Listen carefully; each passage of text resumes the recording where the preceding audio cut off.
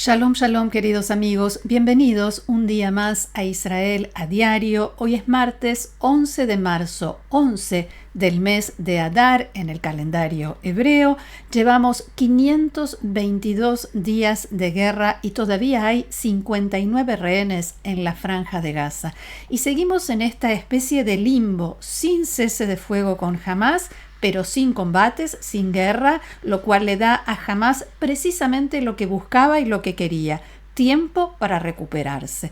Y lo más importante, sin recibir de vuelta en casa a los secuestrados, los que están con vida para que puedan recuperarse y los que ya no, para que reciban sepultura digna.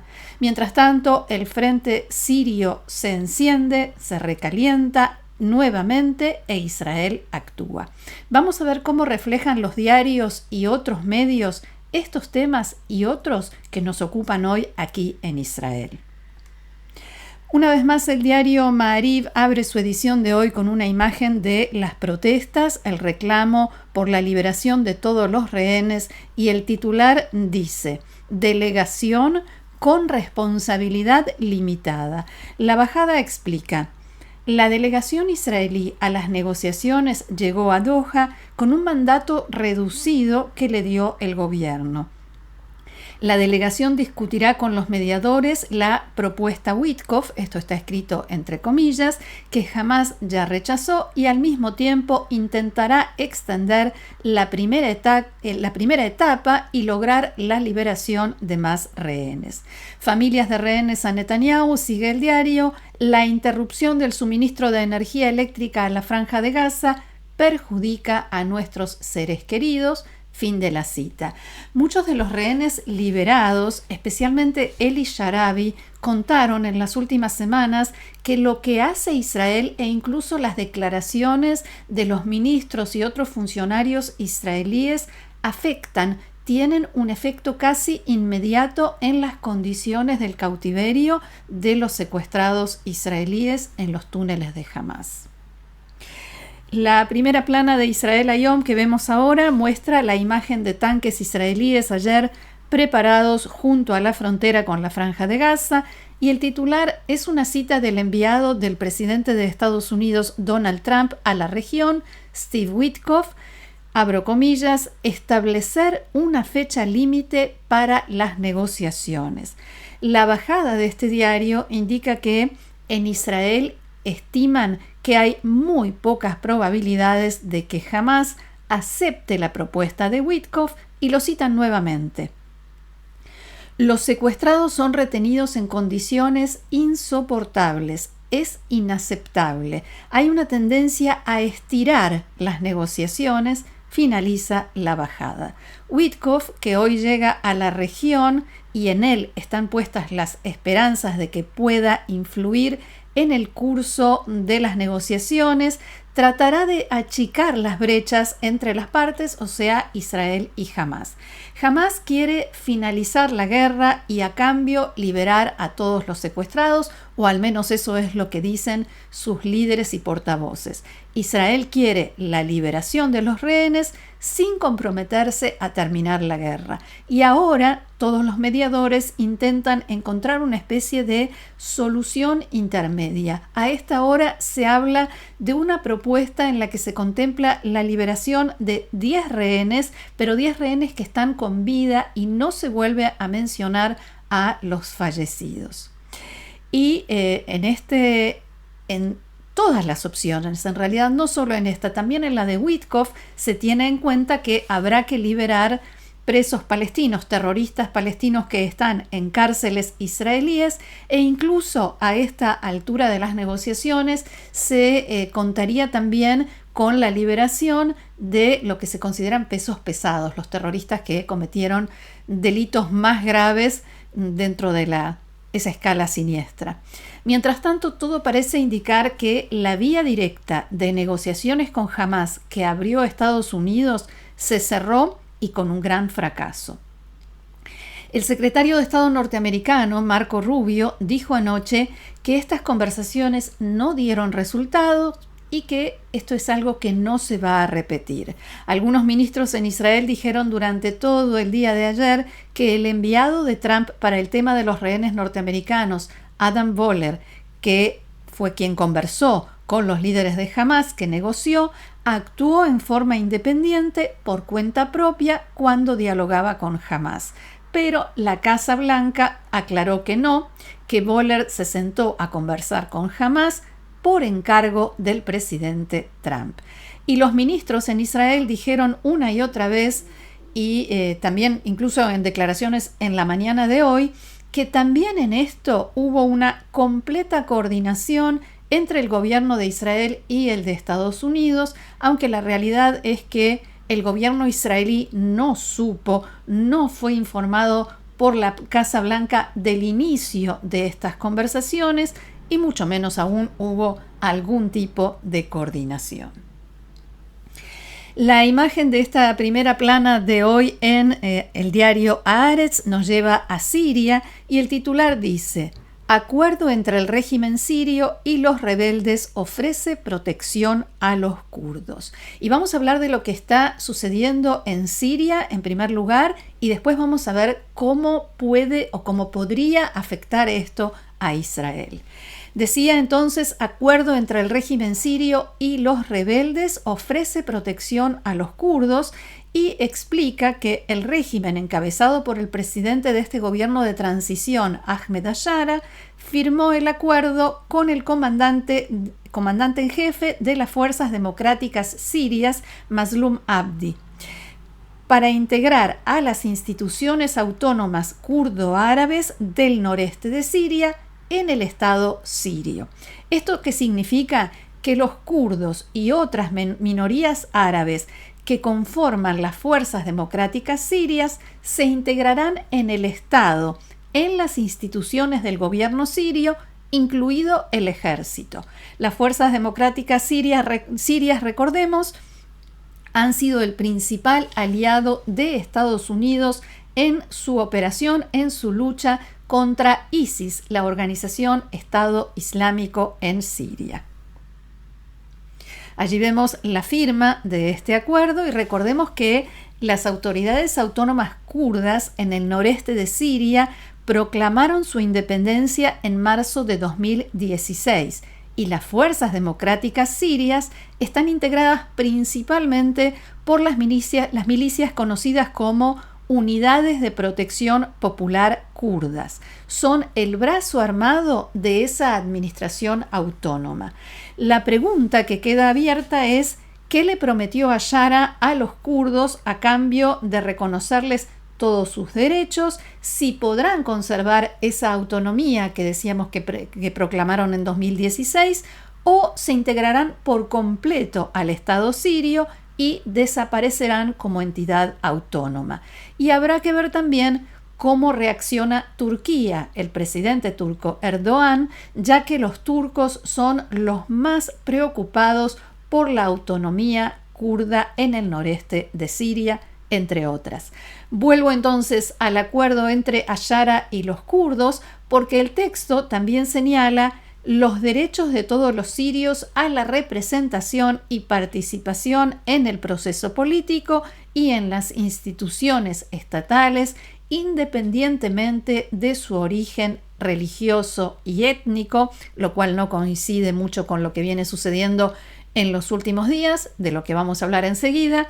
Y el acuerdo, dice, implica un alto el fuego en todos los territorios sirios. Así festejaban en la población kurdo-siria en las últimas horas el logro de este acuerdo y las perspectivas que se les abre. Sin embargo, mientras en una zona de Siria festejan, en el área de la costa, como venimos informando desde ayer, se registró una ola de violencia que, según el Observatorio Sirio de Derechos Humanos, dejó 1.130 muertos, de los cuales 830 eran civiles. todos ellos miembros de la etnia alawita a la que pertenece el expresidente, el derrocado presidente sirio Bashar al-Assad. Y esta ONG, el Observatorio Sirio de Derechos Humanos, sostiene que todas estas personas fueron asesinadas por fuerzas del gobierno de Ahmad al-Shara. La situación es tan grave en esa zona del país que en el norte del Líbano las autoridades de la gobernación de Akkar confirmaron que más de 7.600 personas, la mayoría de ellas, por supuesto, pertenecientes a la minoría alawita, llegaron hasta ellos buscando refugio, buscando escapar de la violencia del gobierno sirio. Las autoridades de esa gobernación en el Líbano dicen que 1.777 familias se instalaron allí después de haber cruzado a pie el río Al-Kabir, que sirve de demarcación de la frontera sirio-libanesa. Las autoridades locales ya empezaron a entregarles ayuda humanitaria que incluyen alimentos, por supuesto, colchones y mantas. Y un detalle que no es menor, los medios de comunicación del mundo árabe sunita no reflejaron lo que sucede en Siria, al menos por ahora, esto de lo que estoy hablando, y mucho menos hablan sobre las matanzas cometidas por los hombres de Ahmed al-Shara, el presidente interino sirio, o al-Julani, como era conocido antes, que asesinaron a cientos de alawitas, 1.000 dicen algunos, las cifras no son precisas, entre ellos ancianos, niños y hasta familias enteras. El tema casi no aparece en los informes de los medios de los países sunitas. La mayoría de los reportes solamente hablan de que fue frustrado un intento de rebelión de los seguidores de Bashar al-Assad sin mencionar ni agregar nada más. Las imágenes que difundieron los hombres de al-Shara en las redes sociales de la matanza y la humillación de los alawitas, que son tremendas, no les recomiendo verlas, recibieron muchos likes, muchos me gusta y comentarios elogiosos de usuarios de redes, por supuesto, sunitas.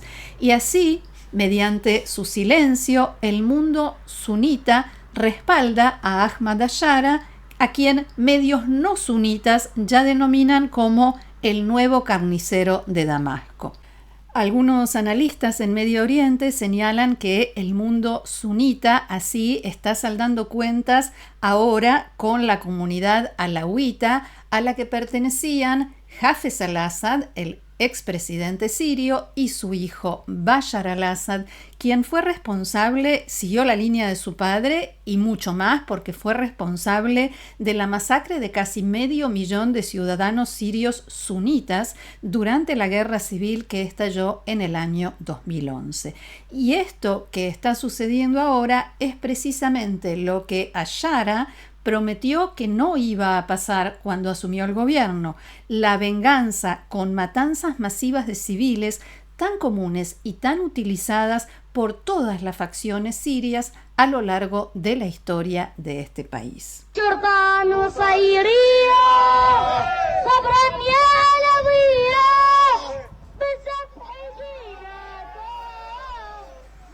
Lo que estamos viendo es un video publicado en redes sociales sobre la nueva Siria sunita, dicho esto entre comillas.